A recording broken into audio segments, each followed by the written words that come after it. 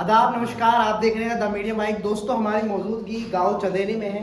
जैसा कि आपको मालूम होगा कि आज जो है चौधरी आफ्ताब अहमद कांग्रेस प्रत्याशी जो है नामांकन दाखिल करने वाले हैं और उनके नामांकन भरवाने के लिए जो साथ में भूपेंद्र सिंह हुड्डा जी जो है साथ में रहेंगे। तो यहाँ से कमांडो हिदायत कमांडो है, ये टीम है उनकी। तो आज क्या माहौल है, किस तरह से आज तैयारी है, आज नामांकन दाखिल करें चौधरी आफ्ताब अहमद जी।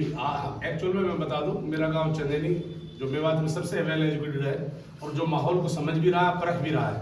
कहीं ना कहीं हम क्षेत्रवाद गोत्रवाद से बहुत दूर हटके इस बार हम वोट करने जा रहे हैं, क्योंकि हम इस रहनियावाद वाली बात पे बहुत पीछे रह गए। हम मानते हैं हम रहनिया हैं और रहनिया की हमें अपनी करनी चाहिए, लेकिन इस रहनिया के चक्कर में हम पॉलिटिकल में हिस्सेदारी नहीं ले पाए और इसी वजह से अब हम लोगों ने देखा कि कांग्रेस का माहौल है, सरकार कांग्रेस की आने जा रही है। तो इसीलिए हमें इससे रहनिया वाली पद से ऊपर उठ के हमें वोट करनी होगी कांग्रेस को, ताकि हम हिस्सेदारी ले सके और अपने गाँव की जो मूलभूत सुविधाएं उनको पूरा करा सके। हमारी जो मूलभूत सुविधाएं हमेशा जो मुद्दा रहा, पहला मुद्दा रहा, वो एजुकेशन पे रहा है और एजुकेशन पे भी हमारे गांव का स्कूल रहा है। हमारी कम से कम 200-300 बेटियां बाहर पढ़ने जाती हैं, उनके लिए हमारे एक स्कूल है जिसकी अपग्रेड की हमारी लड़ाई पिछले 10 सालों से बीजेपी सरकार के हमारे खुद के परिवार से चौधरी जाकिर हुसैन से हमारी अपील रही है। लेकिन बड़ी दुर्भाग्य रहा है कि वो लोग इन चीजों से एजुकेशन की तरफ उनका कोई फोकस नहीं रहा और उन्होंने इस चीज पे इग्नोर किया, जिसकी हमें निराशा का ये कारण है। आज सारा नौजवान आप कांग्रेस की तरफ बढ़ रहा है, आप देख सकते हो, आप दिखा सकते हो। कमांडो साहब, ये सिर्फ चंदेरी स्कूल की बात नहीं है। स्कूल हमने रहना में भी देखा है, टप्पड़ में भी देखा, सादई में भी देखा। मेरे हिसाब से 8वीं तक ही सादई में है, 8वीं तक ही बनका तक है, 8वीं क्लास तक चंदेरी में है। रहना जो खुद का गांव है, वहीं से हमारे चंदेरी का भी निकाल है, वो भी 8वीं तक ही है। ऐसी क्या कमी रही है लोगों में, ये जागरूकता नहीं हुई थी या फिर नेताजी ने इतना ध्यान ही नहीं दिया? मैं कहना चाहता हूँ, चंदेरी गांव वेल एजुकेटेड होने के नाते हमने अपनी आवाज बुलंद की। हमारे बच्चे ज्यादा पढ़ने जाते हैं बाहर, कम से कम 200 से 300 बेटियां आज भी बाहर पढ़ने जाती हैं। हमें सबसे पहले रिक्वायरमेंट है, हम चाहते हैं हमारा स्कूल अपग्रेड हो और हमने हमारी बाकी तो पूरे मेवात ही शिक्षा से वंचित है, लेकिन हम पढ़े लिखे होते हुए हम क्यों वंचित हैं? हमारी कम से कम जो मांग है, ये चीजें जरूरत थी, वो आज तक उनको वंचित रखा गया। बहुत सी जरूरियात है जो आज तक पूरी नहीं हुई। बस बात तो बहुत है, लेकिन अब कांग्रेस की तरफ फिलहाल कांग्रेस की विधानसभा ही छोड़िए, आप पूरे मेवात इलाके में कौन कौन से मुद्दे हैं जो नेता अपने तीनों सीटों पर जनता के बीच जा रहे हैं और बोल रहे हैं कि भाई ये मुद्दे हैं, ये है, कौन कौन से आपके हिसाब से? मैं आपको बता दूं, सबसे जो पहले जो हमारी जो मेन मुद्दा है, वो सबसे पहले यूनिवर्सिटी का एजुकेशन पे है। हमारी पूरे मेवात के अंदर कोई यूनिवर्सिटी नहीं है। दूसरा हमारा मुद्दा है आयात निर्यात के लिए रेलवे। रेल हमारे पास आज तक नहीं थी, जबकि हम दिल्ली से कुल 60 किलोमीटर की दूरी पे है, गुड़गांव से हम कुल 30 किलोमीटर की दूरी पे है, जहां मेट्रो और रैपिड मेट्रो जैसी ट्रेनें चल रही हैं, सिस्टम सारी सुविधाएं चल रही हैं, वहां से दूर वंचित रखा गया कम्युनिटी के आधार पे। और हमारे 4 लेन जैसे रास्ते हैं, हमारी हॉस्पिटल मेडिकल लैंड हॉस्पिटल जो इकलौती हॉस्पिटल है, आज वो एक मेरे मानना ये है कि उसमें एमएलसी के अलावा कुछ नहीं है। एमएलसी कटती है, अदरवाइज और कुछ नहीं है। उसमें जरासी मेडिसिन ऐसी नहीं है जो छोटे ट्रीटमेंट कराया जा सके। हर चीज को रेफरल हॉस्पिटल बना के रख दिया है, जो एक मेडिकल हॉस्पिटल जहां रोज हजारों लोगों का इलाज होना चाहिए।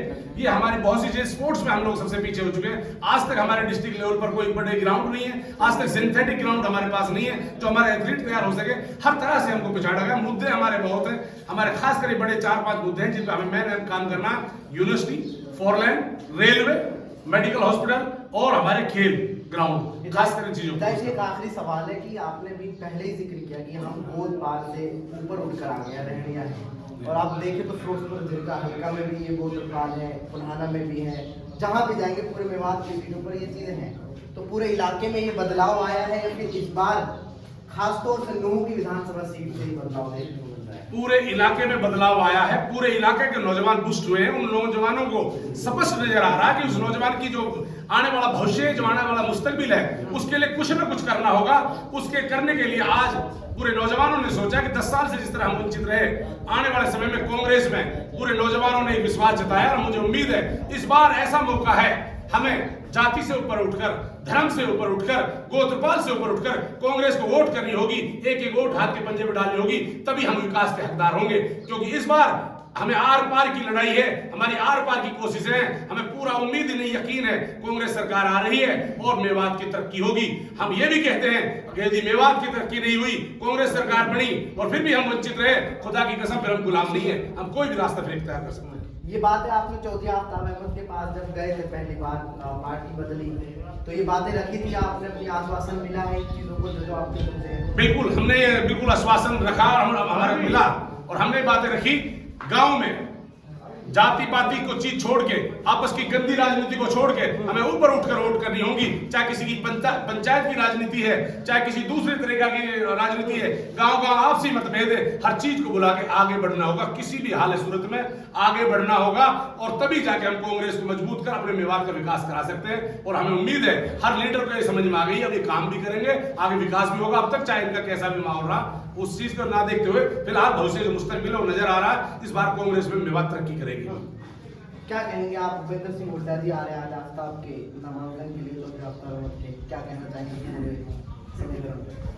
जो कमांडो साहब ने कहा वो सारी बातों से उनसे एग्री। जो समस्या यही है तो और है भी क्या मेवात के हमारे गांव के लिए इतनी। तो इस बार लग रही है पोजीशन बदलाव की? हाँ इंशाल्लाह बहुत जबरदस्त। क्या कहेंगे आप इस पूरे चुनाव पर? देखो, भारतीय जनता पार्टी की जो राजनीति है वो धर्म के नाम पर राजनीति करते हैं, भाई को भाई से लड़ाने का काम करते हैं, मंदिर और मस्जिद की राजनीति करते हैं। उन्होंने विकास के नाम पे एक ईंट पूरे भारत देश में कहीं कोई नहीं रखी। और उनका जो यहाँ हमारे मेवात इलाके को लेकर के बहुत ही भेदभाव का उनका रवैया रहा।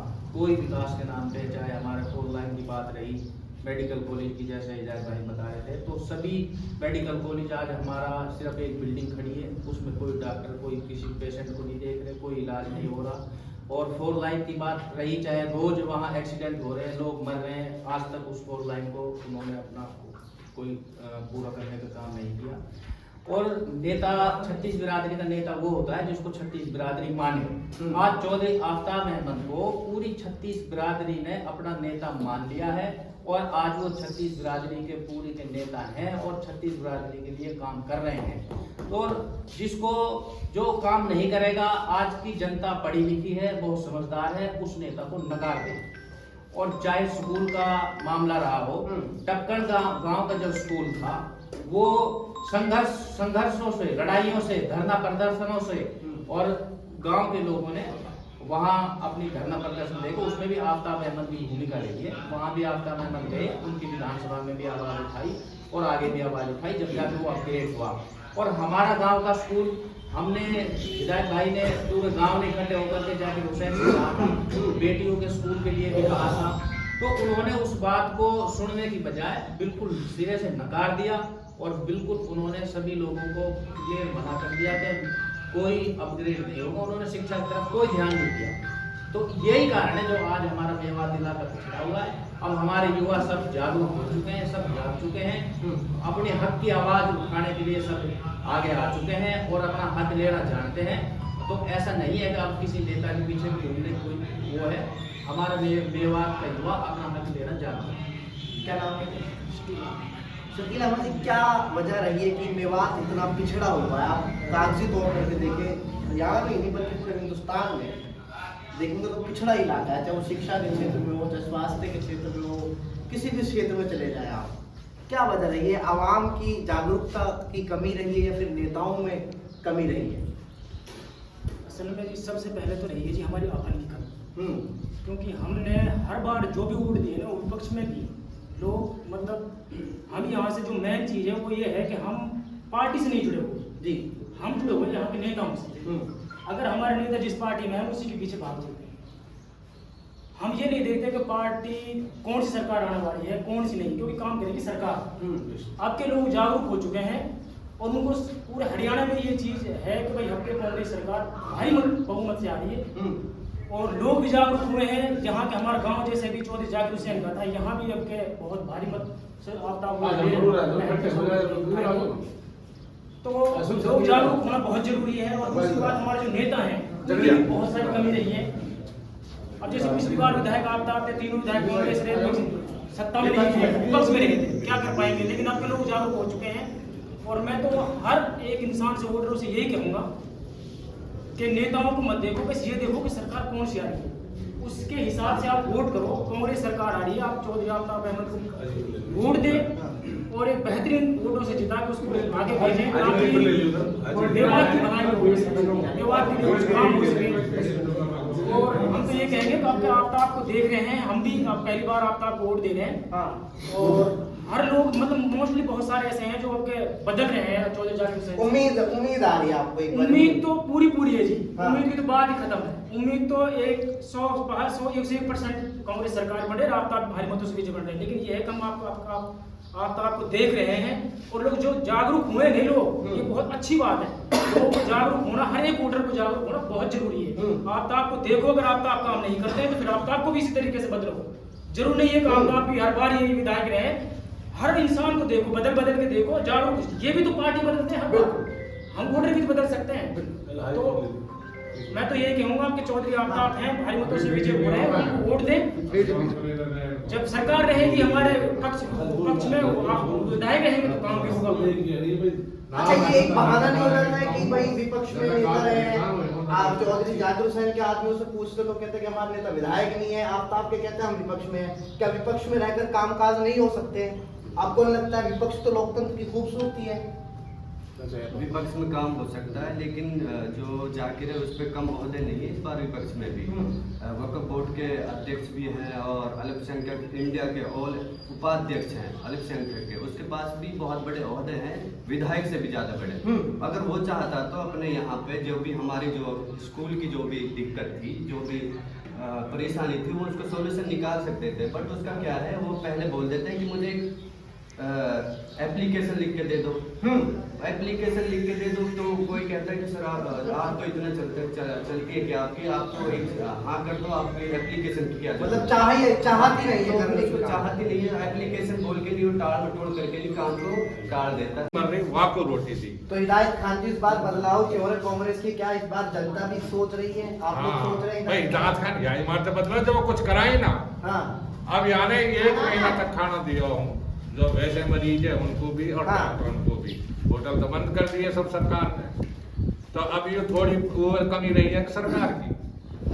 और जो ये नौजवान डोल रहे हैं बेरोजगार धक्का खाते हुए, इनके कोई आवाज ना उठी, ना कोई स्कूल के बारे में आवाज उठ रही। मास्टरावा अब बसावा उनमें बैठ जावा, पढ़ाई में सरकारी तो पढ़ाई ना हो रही। बार भी तो बोले स्कूल ये मतलब हमारी जो लड़की जा रही है वो हमें कोई 9 में जा रही है, कोई 5 पर जा रही है, तो यहाँ में हमको एक परेशानी हो रही है बहुत ज्यादा। ये हमारा स्कूल +2 होना चाहिए हमारे चंदेरी गांव को, और सगळे +2 हो गए, हमारा की ना हुआ जी, आफ्ताब से उम्मीद है इस बार सरकार आई तो करवा देंगे वो? हाँ भाई उम्मीद तो है करवा देगा। तो अभी अब सरकार में अभी आने मुद्दा उठाता हूँ, झंडा लेके चलते आगे, धरना देते ये काम सारे होते। अब ना धरना दी ना आवाज उठाई, ठीक है ना, आवाज ना हुआ ना उठाई, ना हुआ ना कोई ना उठाई आवाज। ये तो